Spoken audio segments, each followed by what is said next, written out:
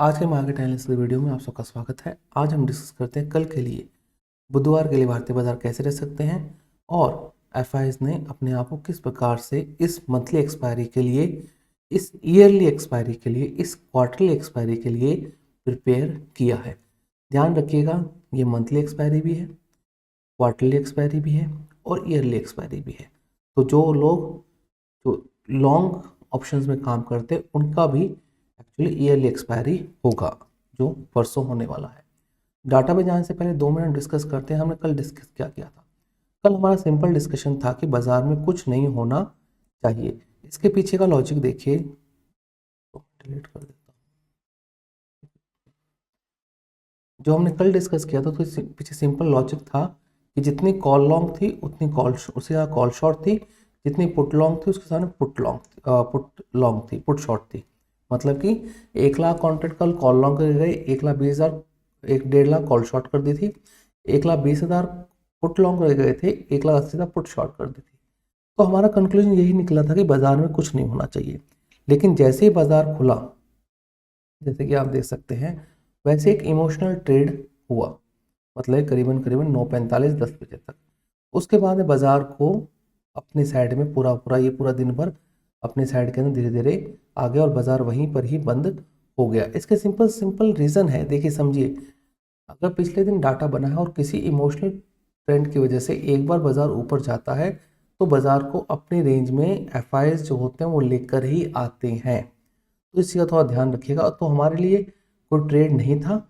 If your option writer तो आपको मिला, लेकिन डीके आज भी बहुत ठिठा बहुत था आज भी, तो थोड़ा सा मुश्किल था ट्रेड।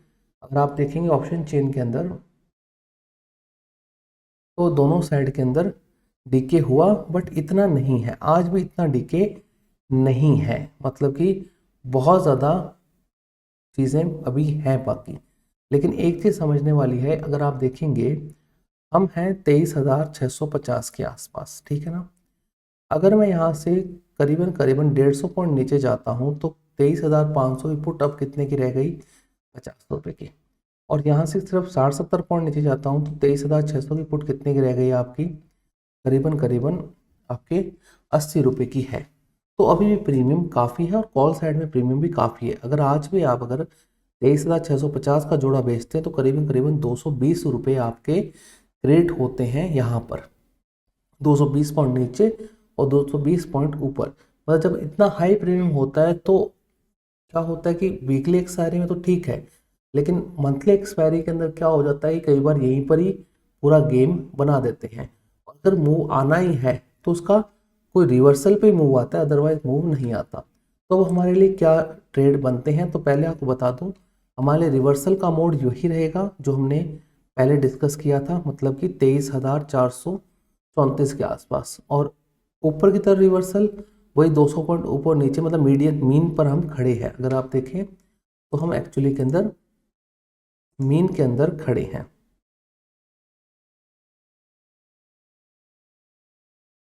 अब क्या हो सकता है, अब अगर देखेंगे ना आप तो 220 पॉइंट ऊपर इसके और 220 पॉइंट नीचे, मतलब कि अगर आप देखें यहाँ से अगर आप 650 की स्ट्राइक प्राइस का प्रीमियम अगर ऊपर और नीचे जोड़े ना तो नेट नेट हमारे प्राइजेज ही आते हैं।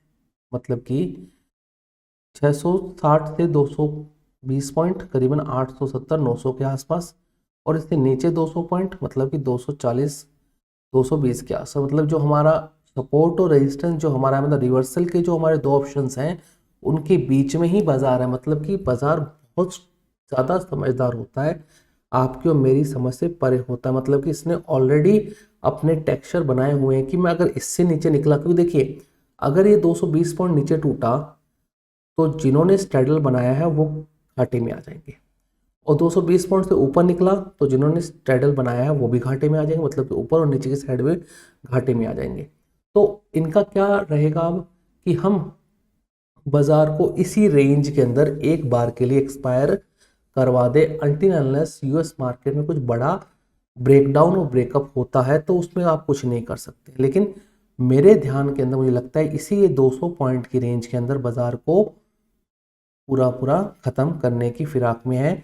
देखते हैं डाटा कैसे बनाया है। तो ये था हमारा टेक्निकल पॉइंट। अब आते हैं हम डाटा के ऊपर।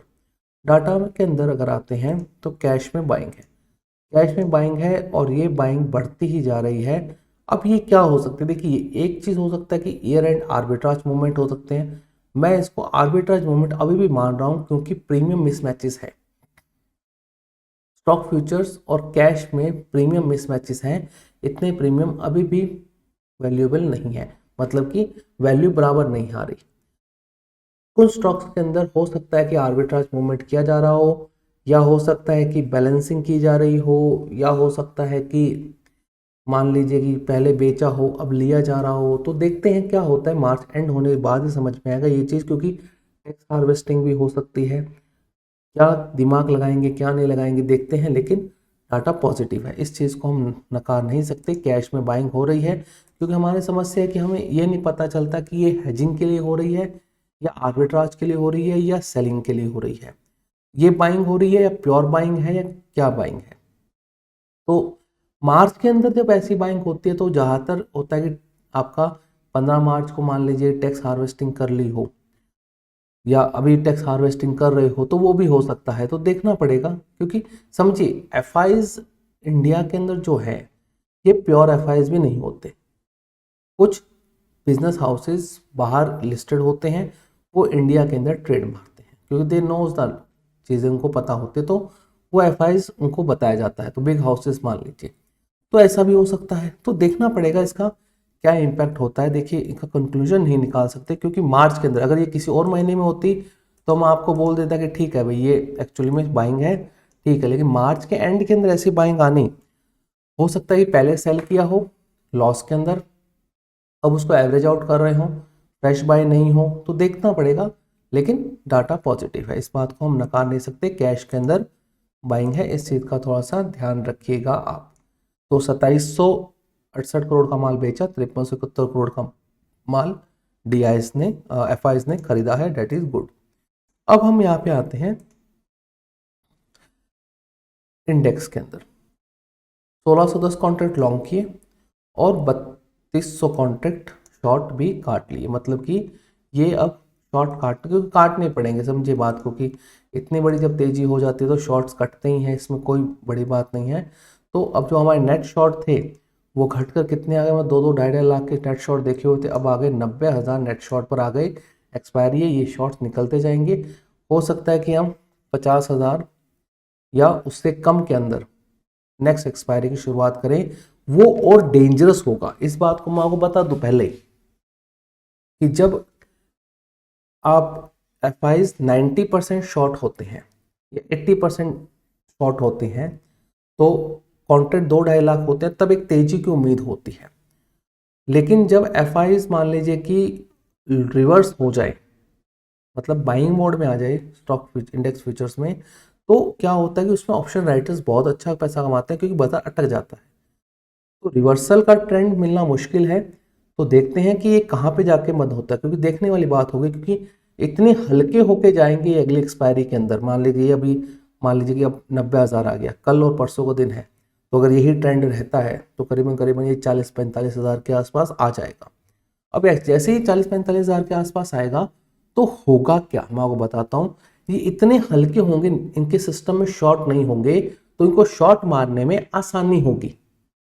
If you are not short, थोड़ा सा ऊपर गया शॉर्ट मारते जाएंगे वो। तो ये भी एक पॉइंट है कि कम शॉर्ट होना सिस्टम में भी बहुत रिस्की होता है, इस चीज को समझिए। और अब इफ यू आर लॉन्ग तो ये भी कह सकते हैं कि कम शॉर्ट और तेजी बड़ी हो सकती है, लेकिन काउंटर ट्रेंड होता नहीं है एफआईएस में। हमने यही देखा है कि ज्यादा शॉर्ट है तो तेजी आती है, कम शॉर्ट है तो मंदी आती है, वो और शॉर्ट करते हैं इसके अंदर अपनी पोजीशन को हेज करने के लिए, किसी के लिए भी हो। तो इस चीज़ का थोड़ा सा ध्यान रखिएगा। लेकिन अच्छी बात है नेट शॉर्ट्स इनके कम हो रहे हैं, एक्सपायरी रिलेटेड है तो ज़्यादा इसको तवज्जो नहीं देनी चाहिए। स्टॉक फ्यूचर्स लॉन्ग है और शॉर्ट भी ऐड किए हैं। सिंपल सी बात मानिए कि ये पूरा पूरा गेम वो चल रहा है। अब हम आते हैं यहाँ पर ऑप्शन के डाटा पर। ऑप्शन का डाटा बहुत इंटरेस्टिंग है। देखिए 1,37,000 कॉल लॉन्ग की और 1 लाख कॉल शॉर्ट कर दी, मतलब कि जितनी कॉल लॉन्ग की उससे थोड़ी सी कॉल शॉर्ट कर दी। पुट लॉन्ग की 1,21,000, पुट शॉर्ट की है 15,000, मतलब इतनी कम पुट शॉर्ट की है। इसका सिंपल रीज़न बताता हूँ मैं आपको कि एफआईज ने नीचे के लेवल में बहुत पुट शॉर्ट की है। मतलब कि अगर एक मैं आपको समझाऊँ, अगर आप इफ़ योर ऑप्शन राइटर की तरफ से अगर आप सोचेंगे तो आप क्या करेंगे, देखिए मैं आपको समझाता हूँ। हमारे पास 2 दिन है, कल और परसों का, ठीक है। अब पुट शॉर्ट नहीं करने का लॉजिक क्या होता है उसको समझने की बात कोशिश कीजिएगा। मैं यहाँ से मान लो कि 150 पॉइंट नीचे का पुट देता हूँ, कितने का है, 50 रुपये का। और यहाँ से 60-70 पॉइंट नीचे का पुट देखता हूँ, 80 रुपये का, ठीक है। अब मैं 500 पॉइंट नीचे, देखिए 60-70 पॉइंट में कोई शॉर्ट नहीं मारता, ठीक है। अगर मैं 23,500 की या 23,400 की पुट शॉर्ट मारता हूँ तो मेरे को कितना प्रीमियम मिलेगा, 50 रुपये प्रीमियम। लेकिन यहाँ से अगर रिवर्सल हो गया तो यही 50 रुपये का ऑप्शन बोल सकता है 200-300 रुपये, मतलब कि 2-3-4 गुना ऑनर करना पड़ सकता है। इस रिस्क के अंदर कोई भी ऑप्शन राइटर जो होता है हल्के प्रीमियम वाला शॉर्ट नहीं मारता कभी भी, क्योंकि उसको पता है कि अगर मैं गलत हो गया तो मुझे कितनी भारी पेनल्टी चुकानी पड़ सकती है। क्योंकि सिंपल सी बात है, अगर वो 150 पॉइंट मान लो नीचे आकर शॉर्ट मारता है कॉल को और ऊपर पुट को शॉर्ट मारता है, तो ऊपर कॉल में वो 800 पर शॉर्ट मारेगा तो उसको 55 रुपये मिलेंगे, ठीक है ना। लेकिन रिस्क नीचे ज़्यादा होता है हमेशा, ऊपर बढ़ने में तो वो अपनी पोजीशंस को कवर कर सकता है धीरे धीरे। लेकिन अगर वो इस चीज़ में रहेगा कि नीचे में अगर बाजार गिरा तो क्या हो सकता है, तो उस चीज़ की वजह से ये क्या हो रहा है, पुट राइटर्स ने अपनी पोजीशंस को काट लिया और पुट राइटिंग आपको सिस्टम के अंदर नहीं दिख रही, और उसका कोई कारण नहीं है। हो सकता है कि वो कल आकर सुबह पुट राइटिंग कर दे, यू नेवर नो। बट जब एक्सपायरी नज़दीक होती है, मंथली, वीकली और ईयरली एक्सपायरी, जब आपकी मंथली, क्वार्टरली और आपका ईयरली जो एक्सपायरी होती है, उस समय ज़्यादा मूवमेंट आपको उम्मीद नहीं करना होता है। क्योंकि सिंपल सी बात है, ज़्यादा मोमेंटम आएगा तो लोगों को अपने जो स्टॉक्स के जो भाव हैं उनमें मिसमैचेस हो जाएंगे। तो हो सकता है कि हम 2-3 दिन बाजार को एक साइडवेज मूवमेंट देखें, प्रीमियम डीके होता रहेगा। मेरा तो मानना यही है कि प्रीमियम डीके होता ही रहेगा, ये रुकने का थोड़ा सा मुश्किल लगता है, क्योंकि जितनी कॉल लॉन्ग और उतनी कॉल शॉर्ट है। पुट लॉन्ग ज़्यादा है, अब पुट लॉन्ग ज़्यादा है, पुट शॉर्ट नहीं है। ये डर का माहौल है कि पुट शॉर्ट नहीं है। हो सकता है कि एफआईएस को भी डर लग रहा हो, क्योंकि देखिए एज ऑप्शन राइटर मैं 50 रुपये का प्रीमियम शॉर्ट नहीं कर सकता। समझिए, 50 का प्रीमियम शॉर्ट करने का तुक नहीं बनता। कुदरती 150 पॉइंट गैप अप हुआ, गैप डाउन हुआ, या 100 पॉइंट गैप डाउन हुआ, ये आपकी 50 रुपये की जो पुट होती है वो बोल जाती है 100 रुपये सीधी। अब उसको मैं जब राइट करने जाऊंगा वो बोल जाएगी 120, और उसको छोड़ दूंगा तो वो बोल जाएगी 200 रुपये। और जबकि सामने 50 का प्रीमियम शॉर्ट है तो मेरे को तो पैसा मिला नहीं ना। कॉल में तो प्रीमियम रहेगा, वो रहेगा, एक झटके में तो गिरेगा नहीं। तो डेट इज माय पॉइंट कि बाजार अब मेरे हिसाब से 2 दिन साइडवेज रहना चाहिए। अगर ये रिवर्सल होता है तो हमें लेवल ध्यान रखने, देखिए लेवल के बिना काम नहीं चलता है। लेवल भी आपको ध्यान रखने हैं कि यहाँ से नीचे जब जाता है तो ये रिवर्सल हो जाएगा। और थोड़ा ध्यान रखिएगा कि ये नेगेटिव ना घुसे, अगर नेगेटिव ही घुस जाता है तो भी परेशानी बढ़ जाएगी, और स्मॉल और मिड कैप्स के अंदर ऑलरेडी पैनिक है। लेकिन अगर आप देखेंगे, फिन निफ्टी ने ऑलरेडी, निफ्टी फाइनेंशियल जो है उसने अपना हाई लगा दिया है, all time high. Nifty financial all time high लगा दिया है इसने अपना, अगर आप देखेंगे तो। और ये ऑल टाइम हाई के ऊपर इस प्रकार से बनना थोड़ा सा रिस्की हो जाता है कि गिव अप दे दिया ऑल टाइम हाई के ऊपर, और ये बहुत तेज हुआ है। मतलब कि 17 तारीख से 23,000 पर था, अब 25,000 पर है। ये ऐसा क्यों, जब नोटिस में नहीं आया, क्यों नहीं आया, क्योंकि ये डेली ट्रेडिंग से बाहर कर दिया। डेली ट्रेडिंग से आप बाहर कर दोगे, मतलब वीकली एक्सपायरी नहीं होगी फिर निफ्टी की, तो क्या होगा, यही होना था और यही हो रहा है। तो थोड़ा ध्यान रखिए, बाजार ट्रिकी है, ये तो बात है, कहनी पड़ेगी, बाजार ट्रिकी है। और थोड़ा सा है ना, साइडवेज मोमेंटम में ही ध्यान दीजिए। और ये जो अगर हम वीकली में देखें तो यहाँ पे समय बिताता भी है ये, और यहाँ पे आपको 23,400 के नीचे ही ट्रेंड रिवर्सल देखने को मिलेगा, और 23,870 के ऊपर ही कुछ होगा। Otherwise you should stay and काम। हाँ 23,800 ही मान सकते हैं आप, 23,800 के ऊपर निकलता तो भी हम एक वन साइडेड रैली मान लीजिए कि 24,000 के ऊपर निकल जाएंगे। और 23,700, 23 यहाँ पर भी राइटिंग बहुत तगड़ी है। तो अगर ये 23,800 निकल जाता है और आज ऐसे तेज गया, वैसे लोगों के स्टॉप लॉसेस कटे हैं आज, 24,000 के ऊपर भी बढ़िया कॉल राइटिंग है। तो नेवरदलेस नीचे में स्ट्राइक्स में है नहीं एक्चुअली में, अगर आप देखें ना नीचे अगर आप देखें तो इतना कोई कंसंट्रेशन नहीं है, 23,500 के अलावा कहीं पर ही कंसंट्रेशन नहीं है और हर जगह पे अनवाइंडिंग ही देखने को मिल रही है। तो डैट इज़ अ पॉइंट कि कहीं पर रिवर्सल हुआ ना तो तगड़ा हो सकता है। तो वेट कीजिए, ऑप्शन बायर है तो वेट कीजिए भाई। फिर ऑप्शन सेलर तो थोड़ा ध्यान रखिएगा, थोड़े भारी प्रीमियम बेचिए जिससे आपको हेज करने में, आपको एडजस्टमेंट करने में दिक्कत ना हो। अगर आपको वीडियो पसंद आया हो तो लाइक शेयर एंड सब्सक्राइब जरूर कीजिएगा। Thank you for watching.